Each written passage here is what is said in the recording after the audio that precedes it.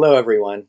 I'm Lenny Pinna, and I'm the editor of this book, A Face from Uranus, Correspondence between Tedd Burr and Henry Bellamann, 1943 to 1945. I'm also the screenwriter for the TV series In the Name of Jamie Wakefield, which is based on the letters. So we are ending the year with the fifth and final part of episode 2 of In the Name of Jamie Wakefield, Too Pretty for a Boy, and this episode is Hidden in Bellevue. We left off with Henry and Catherine discussing the sequel to King's Row that he's writing and how he could possibly utilize Tedd's involvement in his life as a springboard to write about Jamie Wakefield from the past. So we are now going to cut back to Bellevue, Ohio, and it's the exterior of the State Theater, and it's night. Tedd is approaching the theater. The marquee announces the movie The Great Lie with Bette Davis and Mary Astor.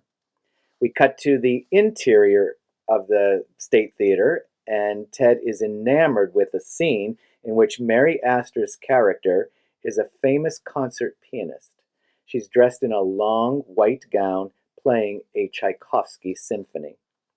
We then cut to the interior of Tedd's bedroom that night, and he begins writing his first novel, The Surf and Terror Fled. He stares into space, imagining a scene. We dissolve to the interior of a concert hall, and it's in black and white like a 1940s movie. And Tedd imagines himself as the protagonist, Sidney French, a famous androgynous concert pianist. Sidney enters the stage to fervent audience applause. Sidney wears makeup and is dressed in a shimmering white gown, akin to the one Mary Astor wore in The Great Lie. He takes his seat at a black lacquered grand piano and raises his hand to play. We then cut to the interior of an ice cream parlor in Bellevue, and we have Jean and Tedd in conversation. Jean: what have you been doing all this time away from school? Do you study at all? Martha brings home my school lessons. After I complete them, she takes them back to be graded. More confidential: I really spend most of my time writing. What are you writing about? You know that story I told you about back when I had my paper route? About that big old empty mansion on the hill that has a black iron rod fence around it? Yeah, I'm remembering you telling me something about a strange family that used to live there. That's the story I made up, and you said you liked it so much that I should write it down. That's right, I remember. So that's the novel I'm writing. A whole novel? Really? Mm-hmm. And I changed the location to Bridgeport, Connecticut, next to the ocean. Have you ever been to Connecticut? No, it's just the most prestigious place I can think of, because the family is of high society. Will you let me read some of it? If you really want to. I do. I'd love to be the first one to read it while you're writing it. Okay, and then you can give me your opinion along the way, and so I know how well it's coming along. Oh, Tedd, I'm so excited. Through the window, Tedd notices Joan dressed in a black taffeta dress walking down the street. Jean, look. There's Joan. How strange. I've never seen her walking all alone before. Didn't you hear? Her mother died a couple of weeks ago. Really? I didn't know.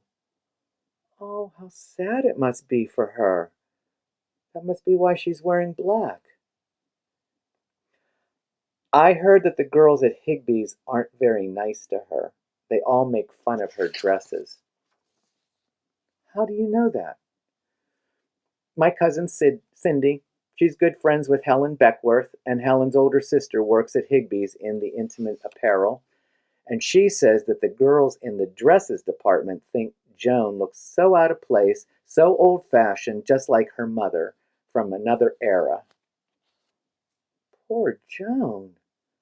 That's awful that they treat her like that. They're just jealous because she shows some class. It's strange, Ted, because I can picture someone like Joan being one of the characters in your novel.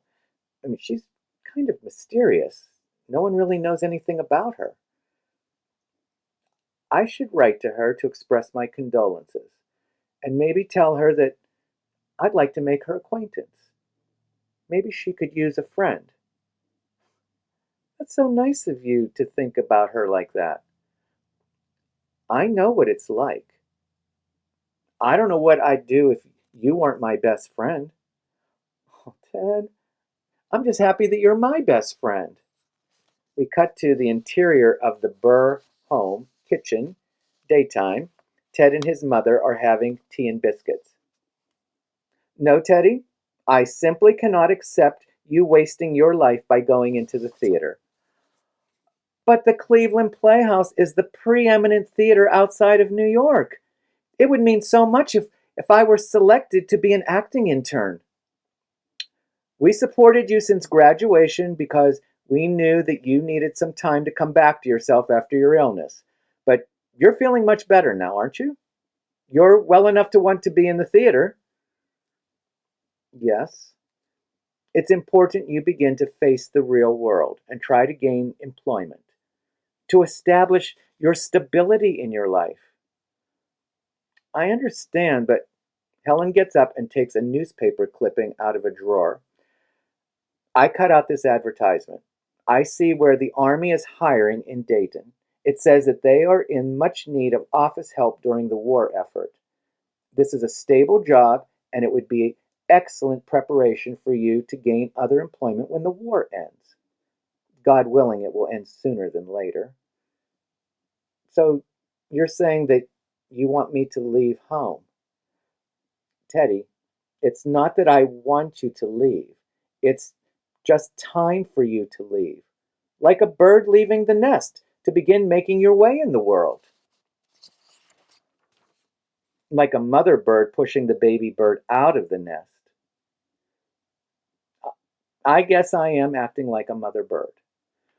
Then why isn't acting on stage at the Cleveland Playhouse a way of making my way in the world?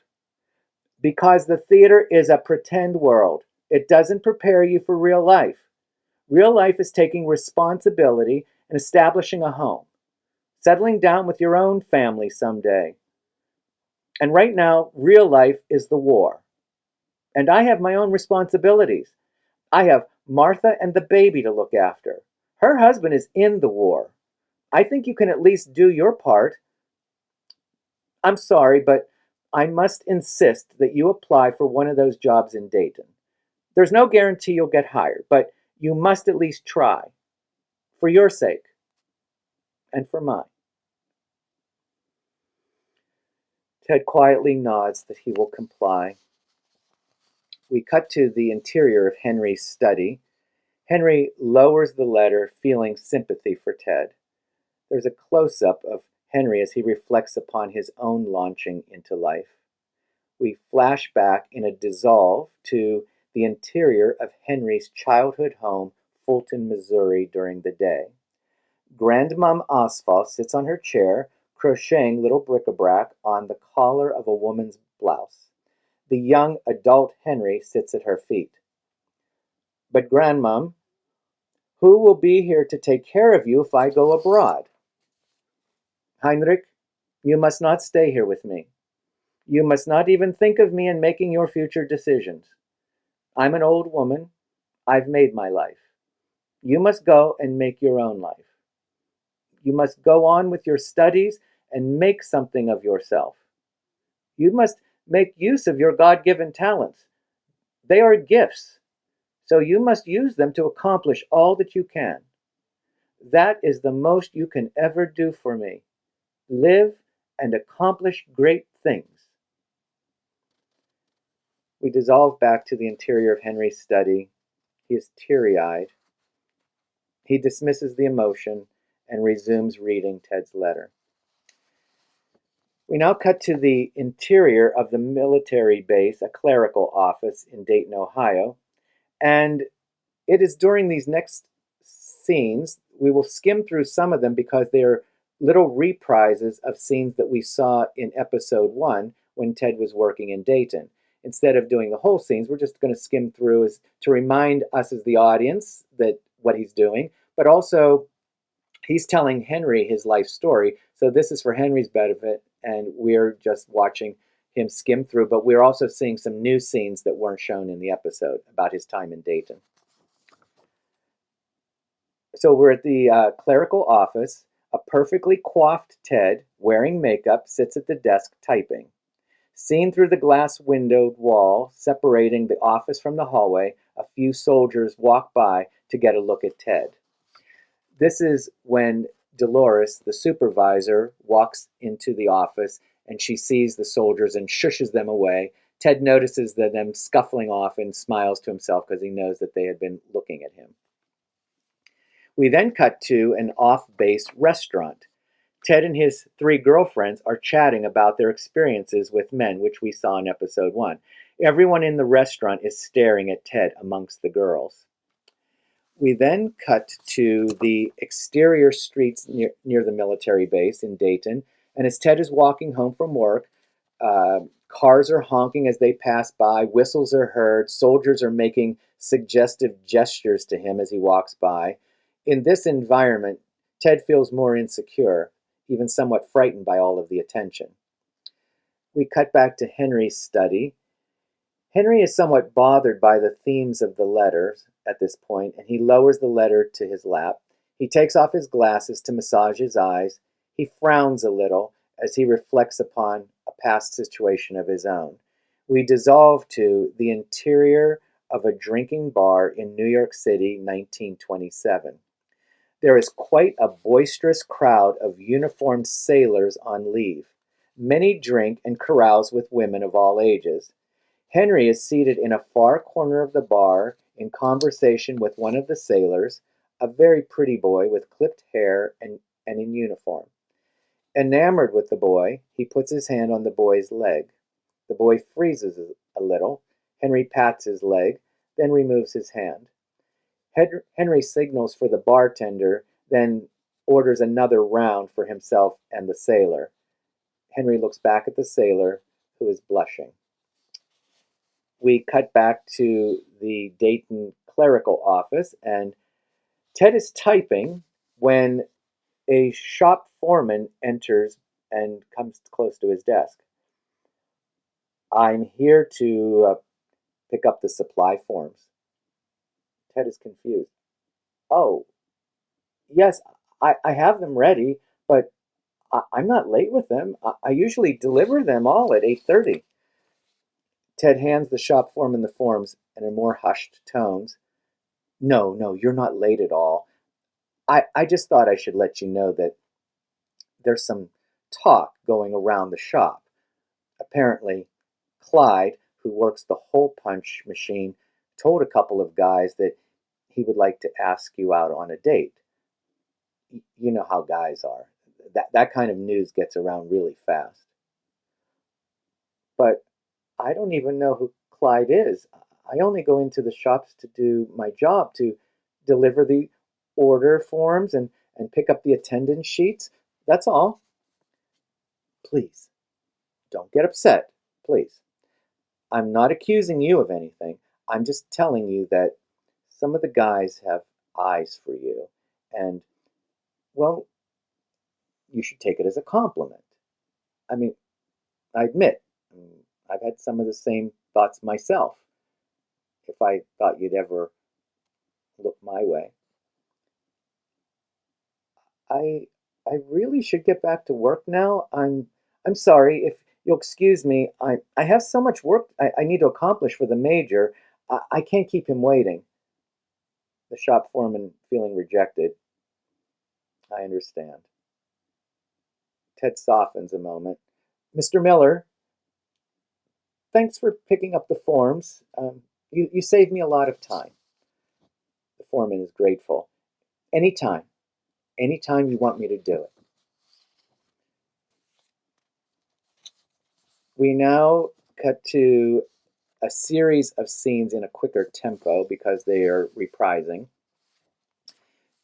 We cut to Ted sitting at his desk, coiffed, made up, and he's typing, and another secretary is filing, and Dolores comes in from the inner office, the major's office, motions for the secretary to leave the area, and then the supervisor walks over to Ted and puts her hand on his shoulder, which we saw in episode 1, and he looks up at her, and we know in that image that she's telling him that the major wants his resignation.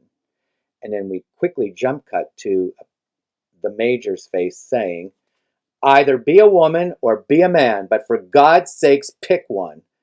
And then we see Ted's expression in turmoil. We dissolve to the interior of the Burr home in Bellevue, and it's a reprise of Ted and his mother in the kitchen, where Ted's arms are around his mother and his chin is resting over her shoulder and he is teary-eyed, and we hear his voiceover. Could it be that any woman could suffer in being a woman, as I have suffered in not being one? Then Ted lets go of his mother and he sinks down to her side. She brushes his hair away from his face. She cups his face tenderly, with a little cry in her voice. No matter what in the world happens, Teddy, always remember you have a home here where you are loved. Dissolve to the interior of Henry's study. It's daytime. He gets up and moves to his desk. He places Ted's letter on the desk, and he sits for a moment in thought. Then he looks at the scene that he had written earlier, and he moves it to the side. He reaches into a drawer to get some stationery, and he begins to write.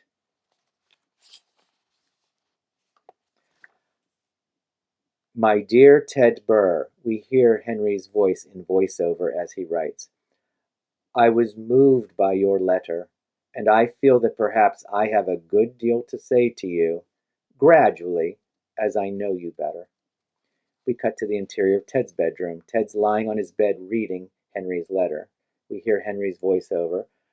First off, let's try not to think of yourself as abnormal. So far as being different is concerned, we may say each of us is unique. Although you are clearly different in one respect. Somewhere in the deeps of your psychological and maybe physical makeup, you are not wholly masculine. We cut back to Henry, voiceover. You wish you were a woman, but you are not a woman. And since you aren't a woman, you can't be wholly feminine.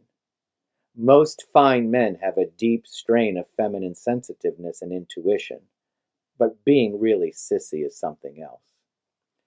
We cut back to Ted reading, Henry's voiceover. When I know you better and you trust me fully, there are some questions I'd like to ask. Not now. I want to come at once to the primary purpose of this letter. You say you have tried to write a book about yourself, if it could be well written, revealing, and true, might be an important book. Ted is stunned by the mention of his novel. He stands up with the letter and begins pacing as he reads. We cut back to Henry, but Henry is still writing at his desk. Voiceover. What you so sorely need is achievement. If you could accomplish something, make some money out of it, win yourself back to your own genuine respect, most of your problems would be simplified. Cut back to Ted's bedroom. Henry's voiceover. About your book now. Send it to me. Perhaps I can help you plan form and expression.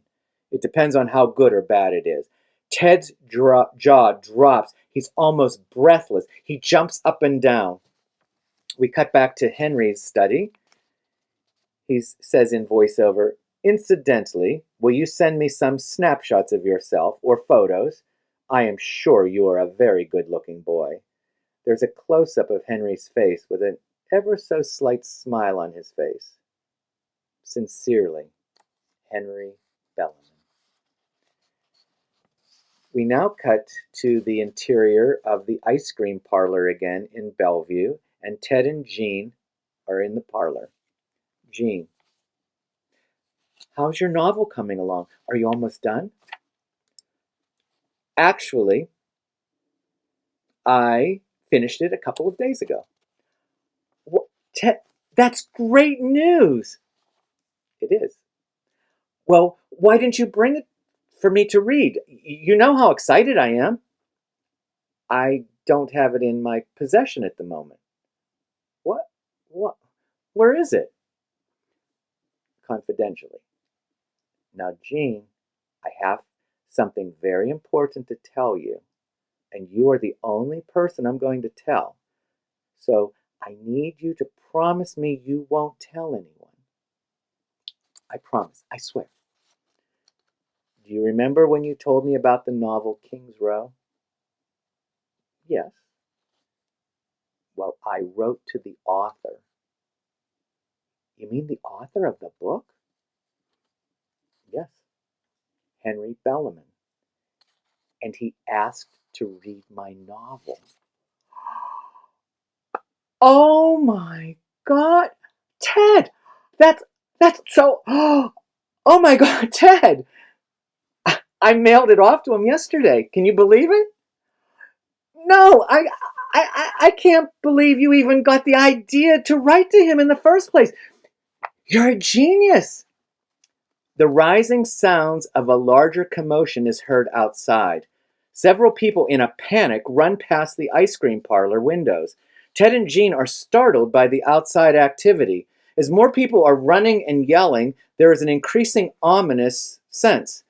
Instinctually, Ted and Jean quickly exit the ice cream parlor to follow the crowd down the street.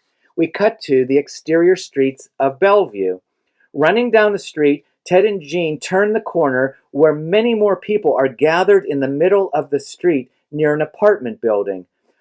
A white stream of tied sheets is swinging mid-air with a body hanging by the neck. The black taffeta dress is immediately recognizable to all. Closer to the building, a deafening silence grows. Ted puts his hands to his mouth, gasping for breath. Police and rescuers are gathering with ladders to attempt liberating the hanging body. Jean holds onto Ted's arm tightly. Close-up of Ted. Joan? No. There's a slow crossfade to the exterior of the Burr home, the front lawn. Solemnly and silently, Ted and Jean walk on the sidewalk. They stop at the front of the Burr property. Ted. If only I had written that letter to Joan. Maybe you didn't know? I guess I could have written to her too. Imagine what the girls at Higby's are going to feel.